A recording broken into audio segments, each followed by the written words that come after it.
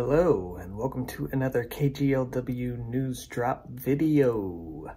It is the end of Giztober. Happy Halloween.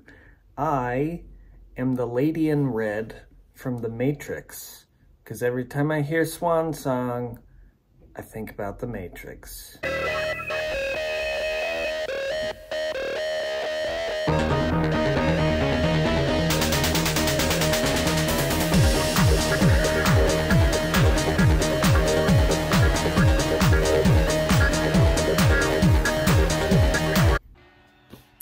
Okay, everybody, so that dress that I was wearing, Sinfyre and Echo, I will have their stuff linked below and where you can get those dresses. Also, this shirt is done by ODDLIFELLC, who I've shouted out as well in the past.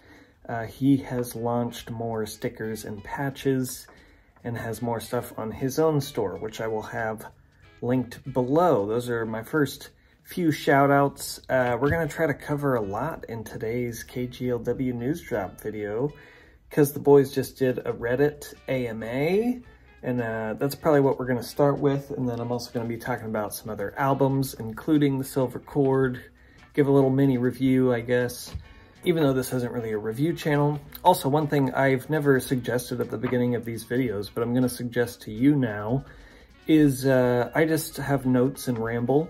So if you're just here for the information, you know, go to the little settings and hit like times 1.5 or 2, and I'll talk much faster. But, you know, I'm not going to naturally talk faster. I'm just going to be like rambling, talking and rambling. But I'll also have some YouTube shout outs later in the video. So I will do a few more shout outs in the future of this video, some other YouTube videos. I like shouting out other YouTubers, what other people are doing on this medium, this platform. But first, we have lots of speculation and stuff to go over in the Reddit AMA. So I tried to go through the Reddit AMA. I did ask one question that did not get answered. My question was, they had done a few loose trilogy albums, being, you know, the Mind Fuzz, Nonagon, and Murder the Universe albums, and then the 3 microtonal albums. So my question was, can we expect a third metal album and a third electronic synth album from after BF3K and now The Silver Cord? Which some of those, or that question might have kind of been answered, not so much the electronic synth third album, but the metal third album question might have been answered with someone else. I'm just gonna go through it because I didn't really organize the notes that I wrote. One big thing I noticed was South America. They mentioned they're going there next year, and I had made a speculation last video that it might be in October or November leading up to the Austin Marathon. But Stu says they are going to be there in March in South America. They're going to be there in March. Now, granted, they could go to South America twice next year, but this now opens up more speculation is, you know, what is going on the 2 months in between, I guess, the Gorge 3-hour marathon and the Austin, Texas marathon. I mean, like, are the boys really going to be in the US for like almost 3 months touring? Is that really going to be a thing? A man can dream, but we will see. Another question was, would they ever consider doing an album with an orchestra? And I loved that question. It wasn't really answered quite directly, but Joey put a winky face next to album with an orchestra. So hopefully that is something that the boys have been fiddling with. Also, the track Glee 710, Stu says, is on their list to work for live. Also, in case people don't know, there's an artist, Gum. Ambrose has already worked with this artist, collaborated, and released a couple songs. But he said he's working on a full album with Gum. Cookie loves Baldur's Gate, and Cavs loves Ambi's ass. As far as looking at all the band members' butts while he plays, he said he likes Ambi's the best. Okay, interesting. Oh, so someone was asking about their unreleased rap tracks, and Stu had said a lot of them aren't finished and they're on the back burner, but he kind of implied they would probably be revisited. This is kind of different than what I feel like we heard from Joey when he was on Tim Heidecker's show, where he said like a lot of those rap tracks are finished, but they just shelved them because he doesn't know if he wants to release them, whereas Stu says no, they aren't actually finished, but they're on the back burner and probably will be brought back out and maybe reworked. So who knows? Also, another acoustic album, someone asked about that, and Stu replied, said that was very likely in the future. He didn't say it was something that was actively being worked on, but it said something he's definitely interested in doing again. So another acoustic-based album could definitely be in the future. That's cool. People were talking about the US residency this year and what they loved the most, and Ambrose mentioned that the Caverns and the Hollywood Bowl were especially special for him. Someone asked if they're ever going to do a Jason Galea art book in the future, and Lucas said that is definitely going to happen at some point in the future. So those that love all the psychedelic artwork around King Giz, Jason Galea is the guy that's typically doing that, and they're going to hopefully release an artwork book in the not too distant future. Once again, Intrasport Live is something they are working on. Stu had said that, and possibly more Butterfly 3000 live in the future. He did not go into specifics of what song. I want to say Interior People was mentioned, but Joey was saying that one's super hard. I don't know if Catching Smoke was brought up, but I have a feeling if there is another song they're going to work on live from that album, I would think Catching Smoke would be the next one they're going to try to conquer personally. They occasionally visit the King Gizzard Reddit subreddit, occasionally. Stu says it's bonkers. Stu has implied that songs from the Silver Cord live and jamming with them are gonna like fuse into Petrodragonic songs. This was also mentioned in a Paste magazine interview that Joey did, that they're working on like blending the Petrodragonic and Silver Cord songs, which I mean, if you've listened to the extended Silver Cord especially, but even the standard, there's a lot of mirroring of tracks, the yin and yang stuff. So that would be really interesting to hear if they are working on trying to do, you know, whatever it is, whether it's a swan song that fuses into them playing Dragon or whatever. Yeah, or if they play the Silver Cord and somehow go into Supercell. Anyways, I don't know what all they're planning, but they want to kind of definitely do some Silver Cord live. They didn't say which songs, but also fuse them into the Petrodragonic songs and kind of jam around with it and bleed those songs together. So I'm interested to see. I mean, they're not going to be playing live for a while, but they were in the studio working on new album stuff this month. We don't know too much about that yet, but they've also just been practicing for shows that will be next year. And yeah, it definitely sounds like they're trying to come up with new, interesting ways to do songs live for the fans. So that is dope. Ambrose said he wants Snoop Dogg to do a cover of Crumbling Castle. I am down. Snoop Dogg, get on that. Stu says he's... So, okay, so the boys sometimes, you know, like to troll the fans, I think, a little bit, or mess with us. There's a lot of bringing up of other genres that they might visit, and we'll talk about ska and how funny that is, because I think it was like Joey and Lucas said they're very interested in ska. Stu said he would never do ska, but Stu said he was possibly interested in shoegaze and trip-hop, with Ambrose doing a lot of rap with a trip-hop album. Anyways, you know, this is all, we don't know if this is actually going to happen in the future, but Stu said he's interested in shoegaze and trip-hop, but he's not interested in ska. Joey and Lucas are interested in ska. Stu also says there could be a Microtonal Volume 4, or, you know, at least more stuff with microtonal instruments, because he really, I think, likes that sound and also thinks there's more they could do with it possibly, but he definitely would want it to be different from the first three.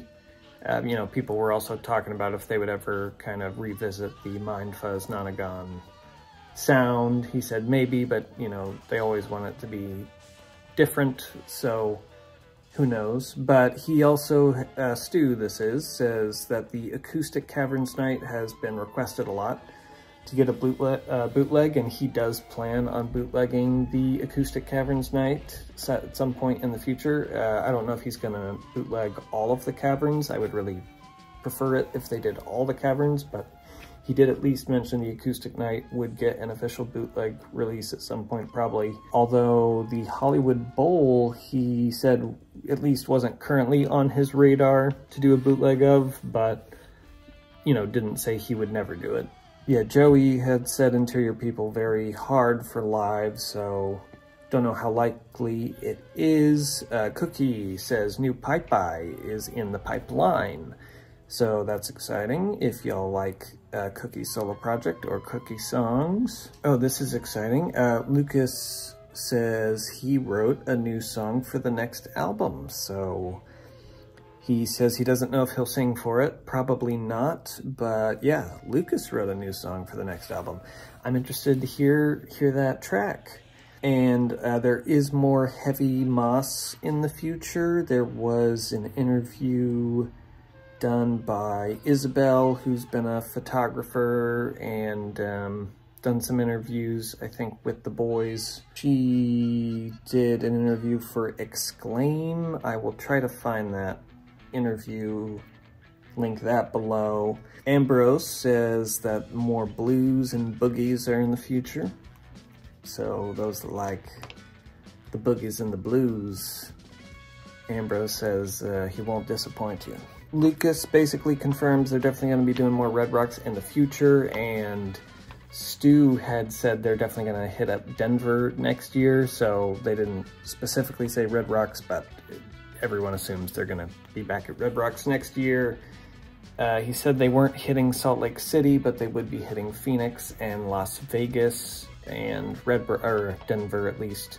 Stu says there's definitely going to be more heavy music, which partially answered my question if they would ever do a third metal album. It sounds like that's very likely. I don't think anyone asked them specifically about a third synth electronic based album, but I wouldn't be surprised if that's likely in the pipeline for a future album. Stu and Lucas say they're going to do a drag show again like they did in Tennessee. There's a Caverns-based shirt right here. They don't know if they'll do it in Tennessee again or in the South again. They think they will, but they might just do it that exact day, like make it a yearly tradition, whatever that date was. I think it was the June 3rd show. So maybe every June 3rd, wherever they're playing, they'll do drag. Maybe they'll always do a drag night when they're in the South. In the US, I don't really know how they're going to do it, but they want to make it an annual thing. Oh, I personally love Conan O'Brien, and someone was asking about that. Stu says Conan is real nice and was always walking around just playing his guitar, which I love hearing. Stu and Cavs love Frank Zappa. Okay, that's not huge news. Let's see. Stu said maybe in the distant future they would consider a cover album, and there's a popular video on YouTube of them at a wedding. I can't remember whose wedding, but they're covering a lot of old songs at the wedding. And so yeah, I love the idea of King Gizzard doing their own cover album in the distant future. Someone asked what kind of water the boys prefer, and Lucas has confirmed that the Giz boys actually prefer the Cheryl waters. Confirmed. And a couple people jumped into the Reddit AMA saying they had never listened to the band. And Lucas often responded to this. So to one person, he just said, hey, I've never listened to you guys. I know you have a big discography. Where do you suggest I start? And Lucas just was like, hey, go listen to Polygon to Wonderland. Have fun. Hope you enjoy it. And then someone else asked a similar question, and he answered differently on this one and said he kind of often thinks that a lot of King Giz fans either prefer the heavy giz or the soft giz. And he says, if you think you would prefer our heavier side, try starting with Nonagon Infinity. And he said, if you think you would prefer our softer side, start with Sketches of Brunswick East. So out of Lucas's mouth, or at least fingers as he typed that answer, 3 great starting albums from Lucas. Polygon to Wonderland, Nonagon Infinity, and Sketches of Brunswick East. I think those are, in fact, 3 great starter albums. I mean, I often suggest Mind Fuzz, as many do, as a good starter album, or Gumboot Soup. So, you know, but everyone has different ways of suggesting, and, you know, you need to know the person you're suggesting to, what type of music they prefer to get them started down the rabbit hole, if they're gonna go. Anyways, that's all the Reddit AMA, so let's move on to other topics to chat about and ramble about. Okay, the lighting has changed because it's now November 1st. I was filming this on Halloween, and then I took my dog to the park and I didn't finish filming or editing, so now I'm gonna film the rest on November 1st and finish editing tonight, and I'm gonna put this video out November 2nd. So happy 1-year anniversary to the last Red Rocks 3-hour marathon from last year, which was how they ended their US tour in 2022. That last Red Rocks marathon. Happy 1-year anniversary. Yep. So I'd like to go ahead and do some of my, I did some clothing and merch, fan merch based shout outs. I'm also going to do some YouTube shout outs. So today for my YouTube shout-outs, there's a YouTuber, these videos are like 3 years old, but it's called Band at Home. This guy does kind of like big band style stuff at home with horns and whatever else. He's already done Rattlesnake, Robot Stop, and Trapdoor. All 3 of those are really fun and catchy, and I will have at least one of them linked below, as well as the Band at Home channel. This video is 5 years old, but he goes by Alexander Kortstep. Apologies if I mispronounced your name, but he did a really great cover of Work this time that I dig. So I'll have that linked below and his channel. Last, I've got Autumnal, how would you say that? Autumnal? Anyways, Autumnal Equinox. They recently did a video that kind of shows the callbacks that the Silver Cord has of Petrodragonic Apocalypse. It's not super detailed, it doesn't go into everything, but if you want to kind of hear a lot of that stuff right next to each other, this individual has done a good video that I will have linked below. Yeah, Autumnal Equinox. I like that name, even though I'm having trouble saying it. But yeah, if you want to hear some of the Petrodragonic Apocalypse and Silver Cord parallels, they did a good job of kind of editing and showing you some of that. Or actually, I'm going to shout out one more person. I don't know if I've shouted him out before on YouTube, but he goes by Revinylize. He's done a lot of great King Giz-based content.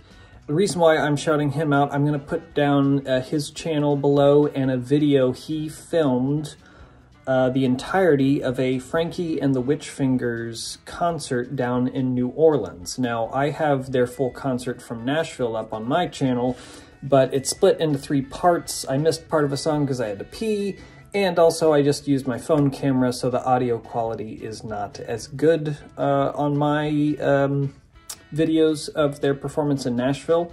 But check out Revinylize, check out his channel, give him a subscribe, check out that Frankie and the Witch Fingers show in New Orleans, because it's a fabulous show. And I think that'll round out my YouTube shout-outs, but now I want to go into other bands and albums, and this isn't like a review channel exactly, but I'm going to do some at least light reviews of some albums that have come out in the past few months. And one of those is Frankie and the Witch Fingers. Their album Data Doom came out this year. It's been one of my favorite albums of the year, and I just saw them live in Nashville back in September.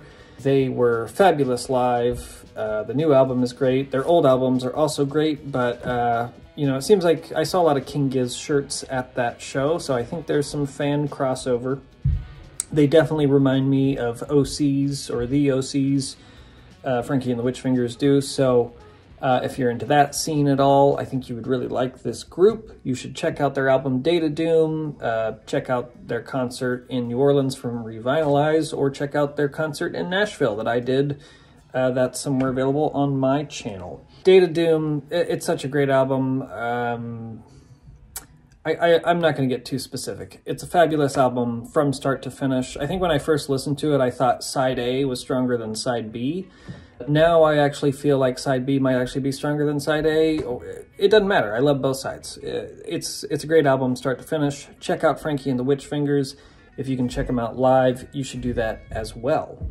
Another artist I'd like to talk about is Becca Mancari. She just released an album called Left Hand, and I was at her release show in Nashville, and Brittany Howard of Alabama Shakes, or just Brittany Howard, showed up as a guest star. She sang on one of the songs, and she sang on one of the songs of Becca Mancari's newest album, Left Hand. Her last album, The Greatest Part, which came out in 2020, was probably one of my favorite albums of 2020. I know there's a lot of LGBTQ plus community members in the King Giz fandom. Becca Mancari is also a part of that community and has a lot of fans from that community. I don't know if there's a lot of King Giz fandom crossover, but as far as the communities that are drawn to Becca Mancari shows and King Giz shows, there is some parallels I see there, but yeah, highly suggest checking Becca Mancari's newest album, Left Hand. That's one where I definitely think side B is actually better than side A. Not that side A has bad songs, but yeah, the second half of the album I think I like a lot better than the first half of the album, even though the first half is great. And she is going to be she's on tour right now headlining, if you can catch her, Becca Mancari live, you absolutely should. And I think next year she's going to be opening for Brittany Howard, who I mentioned. Okay, and then the last album I wanted to talk about that isn't The Silver Cord is actually the album soundtrack to the video game Starfield. Now, I have not played the video game Starfield yet. I'm sure I will at some point in the future. I don't even have a console that I could play it on at this point. But it is the soundtrack. Anonzer did it, and I have listened to the entirety of the Starfield soundtrack twice. There's multiple tracks I've listened to multiple times, but start to finish I've listened to it twice through. And yeah, I'm not here to review the video game itself. I'm just here to say that the soundtrack to Starfield is fabulous. Anonzer did a very good job. I often put on music from like the Elder Scrolls or the video game Journey or Lord of the Rings or Interstellar. So, you know, you got your Jeremy Soule, Howard Shore, Austin Wintory, Hans Zimmer, and now Anonzer. I've got, and some instrumental Radiohead and Sigur Rós tracks. I've kind of got this playlist of instrumental, typically more orchestral music, whimsical music to do long hikes with my dog. So Starfield, a lot of Starfield tracks have now been added to that playlist, but yeah, I've listened to the entirety of Starfield soundtrack twice now, and while I don't have an opinion on the game itself, I do know one day I will play it, and I can highly suggest the soundtrack. It's about 5.5 hours, so it's about as long as the Chicago bootlegs, which I have listened to far more than twice, those Chicago bootlegs, but we're not here to review or talk about those today, other than I'll say they're great and you should check them out. Duh. Okay, so here we are. Last thing really to talk about is The Silver Cord. So, I don't like doing reviews, but I'm kind of going to do a review of The Silver Cord, and I'm going to try to keep it short and non-offensive. I feel like this album is definitely going to, there's going to be a lot of different opinions on this album as far as the community goes. You know, I'm a King Giz fan. I love all their music. I love all their albums. I'm not into gatekeeping. If you like heavy Giz but not soft Giz, or if you like soft Giz but not heavy Giz, I don't mind. If you just found Giz this year, that's great. If you found Giz like me back in 2015 or even earlier, also great. yeah, not into telling anyone that they're wrong. These are just my opinions. Whatever your opinion is, please share it below. Let me know how you have reacted to the Silver Cord. But me personally, I thought I was going to prefer the extended version of this album, and I don't. I like the standard version better. Yeah, I listened to the standard version, I think, 5 times before I even listened to the extended version. And now I've listened to the extended version probably also about 5 times. Standard version I've probably listened to 20 plus times. Essentially, I'm just kind of at the point that the extended version just feels a little too bloated. Granted, I mean, this isn't my typical style of music. I mean, there are artists within this genre that I liked listening to back in the day, but I never got obsessive over this genre. I'm definitely glad, you know, Joey is able to do his thing, because it feels like they basically did the standard version, and then they're like, hey, let's do an extended version and let Joey just have fun with all these toys. I don't know if that's actually how it happened, but that's kind of what it feels like. So yeah, extended definitely isn't bad. It's still fun, and there's a lot of cool callbacks. I mean, even within the standard, there's callbacks to Petro Dragonic, you know, the way they did the yin and yang. But it's a little bit more blatant with the extended versions. You know, I am very excited to, when I was filming yesterday, but it's all in the same video, when I was talking about, I guess Joey and Stu said that as far as practicing live, they're trying to practice some Silver Cord songs that they can fuse into Petro Dragonic songs. So I don't know which songs they're looking at, you know, if they're going to try to do Swan Song live and fuse it into Dragon, or start with Dragon and fuse it into Swan Song, whatever. You know, they haven't played Flamethrower live yet. Maybe they would try to fuse Flamethrower with Extinction, or maybe even go from Extinction into, or Flamethrower into Thea? I don't even know. I don't know what all they're thinking for live, but I'm definitely interested to see what they decide to do with all that. And yeah, the album hasn't even been out for a week yet, so, you know, normally when there's an album that I don't immediately obsess over of theirs, I listen to it a lot, and the more I listen to it, the more it grows on me. It's already happening with the Silver Cord. Like, I liked it, I like the standard, the more I listen to it, the more I like it. But the extended version, like I said, I've listened to it, I think, around 5 times now. And it's not that I like it less or more as I listen to it. I've just listened to it and I'm just like, it's a little too long, which I never thought I would say. Like I said, when this album came out, I personally, as a King Giz fanboy, expected to prefer the extended version, and was actually surprised when I realized I prefer the standard over the extended. But yeah, let me know what you think below, if you like the extended version, if you like the standard version, if you don't like this album at all, or if it's your favorite album of all time, or anything in between. All of those options. Would love to hear what you think of the Silver Cord or Petro Dragonic Apocalypse. And that's actually one thing I did want to say about the extended, is the extended does more blatant callbacks to Petro Dragonic Apocalypse, which is fun and cool, but however, anytime they do that, it just makes me want to listen to Petro Dragonic Apocalypse rather than listen to the extended version of the Silver Cord. I like both heavy and soft giz, but I probably gravitate a little more towards the heavy giz than the soft giz. But I don't know. The Silver Cord, I don't even really think of soft giz versus heavy giz. You know, I mean, you could say this album kind of feels like a spiritual successor to Butterfly 3000, which I personally would say, at least at this time and juncture, I like Butterfly 3000 better than the Silver Cord. But that could change over time. I also feel like Butterfly 3000 felt a little brighter and warmer than this album does. So, what I was going to say is the Silver Cord doesn't feel like heavy giz or soft giz to me. Anyways, I love their creative style. I love that they're just constantly churning out stuff. But this is an album that, I don't know, at least at this point right now, I'm kind of feeling like this actually could have used more time in the oven, I think. But even if not more time in the oven, it just, I don't know. This album just, it hasn't clicked for me the way I was hoping it would, especially the extended version, but I'm loving the standard version.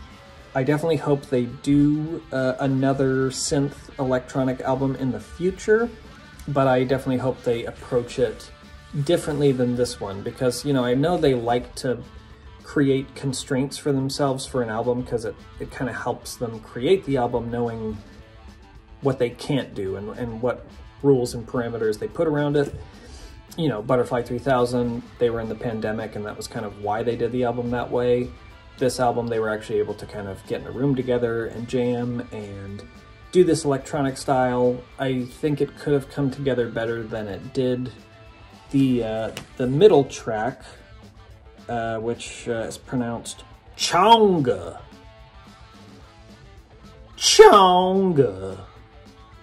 Anyways, Chonga, personally, I think was my least favorite track. It's one smack dab in the middle. When it comes to Butterfly 3000, I think my two least favorite tracks were Dreams and Killer Year 2.02 or whatever that song's called. And Chonga literally sounds like those two songs like blended together with a little bit of witchcraft, because it's based off witchcraft. Anyways, the song has grown on me a little bit, but yeah, that one, the first time I actually listened to Chonga, my thought was, oh, this is why they had Kamikaze Palm Tree open for them this last tour. I don't know if that was the right thought to have, but that song, anyways, I've seen other people react really positively to that song. I don't, like I said, it's growing on me slowly. I don't hate the song, but I think it's the weakest, both standard and weakest extended, probably. I will say Gilgamesh, I think, is the one track, personally, that I thought was enhanced. The extended version genuinely enhanced it. There are other versions of songs, be it Silver Cord or Set or whatever else, where, you know, the extended version, I didn't think detracted from the original version, but it just feels so long and bloated that I'm like, meh, whatever. Thea, I love the standard version of Thea, and I was excited about a 20-minute version, and by the end of it, I was like, yeah, that didn't need to be 20 minutes. It just felt too much. So Thea is an example of a song that I feel like the extended version actually detracts from the original. A lot of the songs, even though I prefer the standard, I don't think the extended necessarily takes away. It still has cool moments, but it's, you know, it triples the length of the song or whatever, and you're like, is it necessary? That's up to you whether you like that type of music.